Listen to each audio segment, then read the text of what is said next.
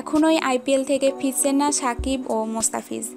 ভারত থেকে কাল মোস্তাফিজুর রহমান ফিরছেন এমনটাই শোনা যাচ্ছিল কদিন ধরে, কিন্তু বিসিবি ও মোস্তাফিজের পারিবারিক সূত্রে জানা গেছে আপাতত আইপিএল থেকে ফিরছেন না তিনি। বাঁহাতি পেসারের ফেরার কথা আগামী ৩রা মে। দেশে ফেরার পরের দিন বিকেলে মোস্তাফিজ লন্ডনের বিমান ধরবেন সাসেক্সে বাংলাদেশ দলের অনুশীলন ক্যাম্পে যোগ দিতে।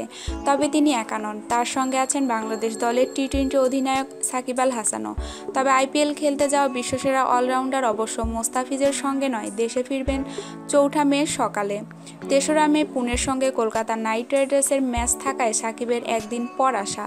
দেশে ফিরে বিশ্রামের সুযোগ নেই, কয়েক ঘন্টার বিরতিতে তাকে ধরতে হবে লন্ডনের বিমান।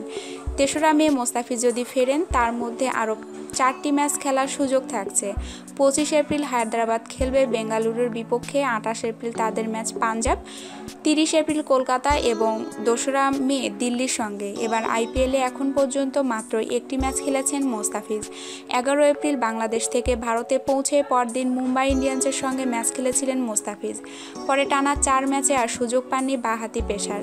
সাকিবও এখন পর্যন্ত ম্যাচ খেলার সুযোগ পেয়েছেন একটি। মোস্তাফিজের মতো তার সামনে এখনও আরও 4টি ম্যাচ খেলার সুযোগ থাকছে। 26 এপ্রিল পুনে, 28 এপ্রিল দিল্লি, 30 এপ্রিল হায়দ্রাবাদ ও 3রা মের সঙ্গে আবারও পুনের মুখোমুখি কলকাতা।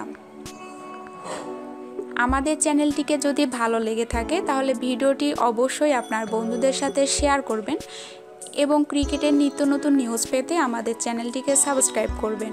ধন্যবাদ সবাইকে।